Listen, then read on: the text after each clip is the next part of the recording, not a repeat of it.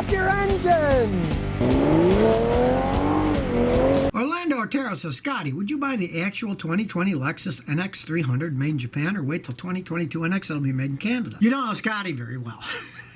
I am cheap. I will never buy a new car. It's a waste of money because if you buy a new car, you've lost about 50% of the value if you ever try to sell it back. And let's face it, as soon as you buy that car and drive it, it's a used car. So we're all driving used cars except the first second you got a new car. I won't spend the money. Like my wife's Lexus. Originally, it was a $38,000 car. I bought it for $3,000 when it only had 60,000 miles on it. That's what I do. So I'd never buy a new one. Now, made in Japan versus made in Canada, the Canadians make them just about as good as the Japanese from what I've seen. My wife's Lexus was made in Japan, no problems. But her old Toyota Matrix, that was made in Cambridge, Ontario, no problems with that either. So they both know how to make them. Stephen Burgos says, Scotty, should I buy 82 Buick Riviera for $2,000? What are your thoughts? This is a good car deal. Okay, an 82 Buick Riviera is almost on the verge of being a collector's item. The 70 ones definitely were. They are nice cars. Now, it's old as the hills. It's an old car.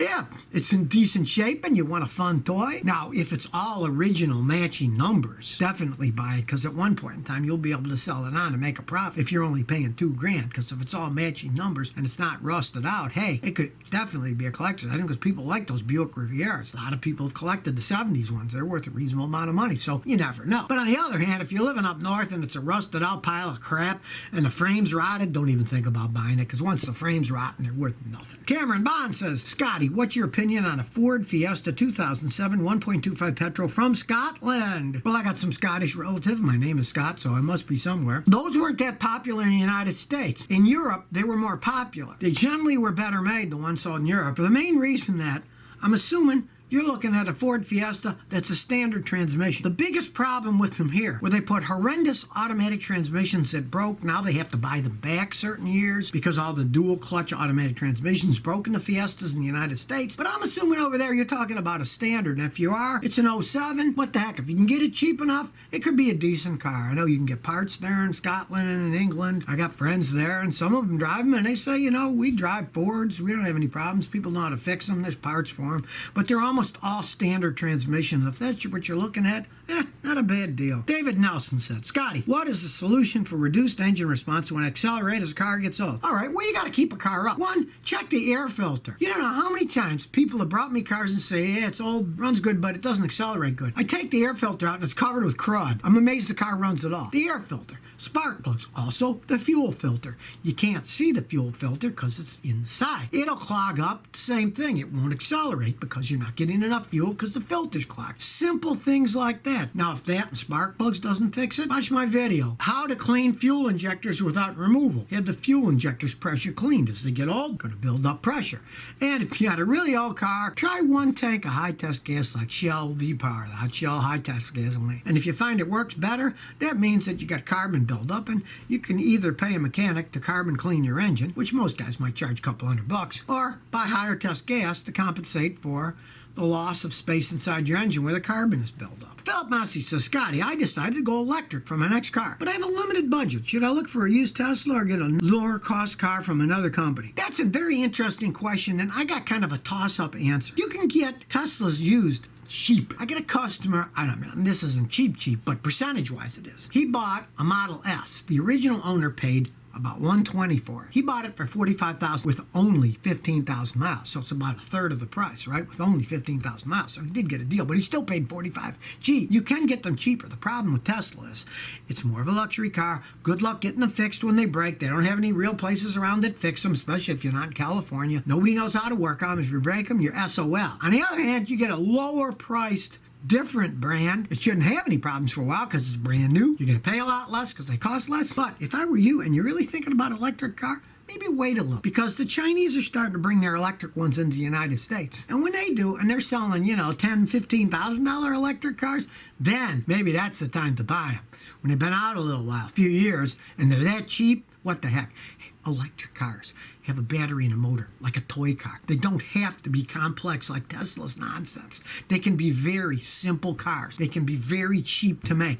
The only big expense is the big battery packs. That's their big expense. And if you do get a smaller car, guess what? The battery pack doesn't have to be as big because it's not pulling as much weight. The problem with the Teslas is the law of diminishing returns. He wants big, fast cars. So you got to put big, strong batteries. The bigger, the stronger the batteries, the more they weigh, the more weight they're pulling. And then you get a vicious rate of speed versus weight versus how long can it take to recharge it. You might want to go for a less costly one, but I'd even hold back then for a while. Volkswagen is going to start making electric cars in 2022 in, I believe, Chattanooga, Tennessee. Who knows what their cars are going to be like when they come out, what price they have. I'd still wait on an electric car. Scotty, should I tint my windows on my car? I want it for privacy and safety. First thing you want to do is check your local laws, because there's a law that you can have only so much opaqueness.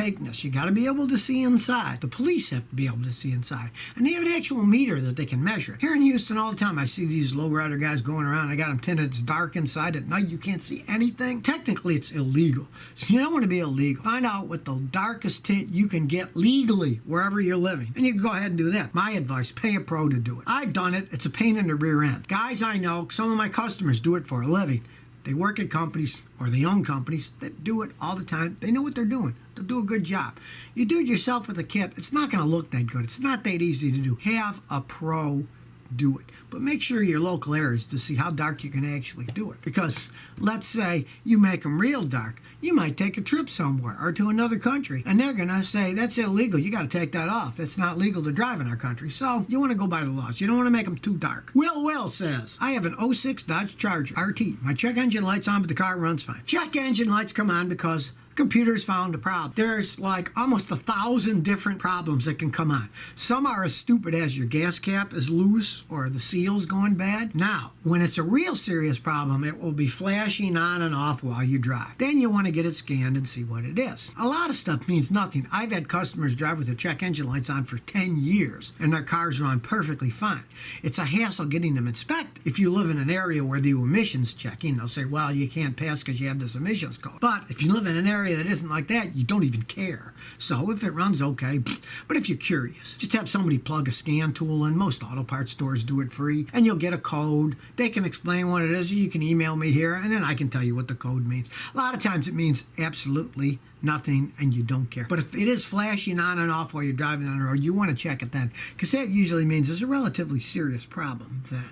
Mayor McCheese says, Scotty, 2002 Tacoma, moldy smell, wet under the floor mark. Somebody says AC leak. It doesn't blow as cold, the AC. Your thoughts? Is it worth keeping the truck? Yeah, those Tacomas can last forever. All you probably have is a clogged up evaporator core. If you go to the passenger side, take the rug out, you'll see there's this little hose coming out the bottom of the evaporator core, under the glove box. That is the drain hose. If you take that thing off and stick another hose in there, what I do is I use a garden hose, and then I put other size hoses in it and duct tape, and I keep reducing it until I get a hose size that'll fit right on that drain. You squirt a little in, and then when you take that hose out, it'll drain the water out, and a lot of crud will come out. Do it 4 or 5 times. It'll get most of the crud out, and then it won't be leaking anymore. And the reason your AC isn't blowing as good is because it's full of water. It's meant to blow air, and if a lot of that case fills up with water, then you're blowing water instead of air, and it's not going to work as good. And then when you stop the car, all that water can't go through the drain because the drain's clogged, and it will bounce over the top as you hit bumps, and then it'll splash and then get on the rug on that side. That's your problem. It's not that hard to fix. Anybody can do it themselves. And if you got an air compressor or any kind of air device, even a can of compressed air spray stuff, stick that in and spray it. It'll clean it out, and then all the crud will come out the drain. It's not hard. Abdul Rehman says, Scotty, is it fine to drive at the same RPM for a long time on a highway? Oh, sure. I put it on cruise control, speed limit 65, put it on 65, 70, whatever you want to do. The only reason you don't want to do that is, let's say you just rebuilt an engine or bought a brand new car. It's not a good idea to drive 1,000 miles at one speed. The piston rings might not set right. If it's brand new or you just rebuilt the engine, you don't want to do that for the first maybe 1,000 miles, 800,000 miles. But after that, it doesn't matter. Lance Fallardo says, Scotty, what do you think of a 2018 Volkswagen GTI? They're very fun to drive, but as they age, they become endless money pits, and they have very low resale value. is. Let's say you're thinking about buying one. You can get it cheap enough. It could be a fun toy for a while. They do have horrendous resale value. But once they get 100, 120,000 miles or so, they generally tend to fall apart and cost a fortune to fix. That's something that, you might say, if I get a used one cheap, have a fun toy, they are fun to drive around, no arguing that. You don't want to pay too much, though, and realize it's not going to last forever. It's not like an old 60s Volkswagen Beetle that could run forever. Those are high-tech cars. They get a lot of problems as they age, but if you can get a used one cheap and you want a fast toy, I've had customers do that. But they don't put many miles. Don't buy a car like that and think you can drive it 20,000 miles a year and not have problems as time goes on, because you will. So if you never want to miss another one of my new car repair videos, remember to ring that bell.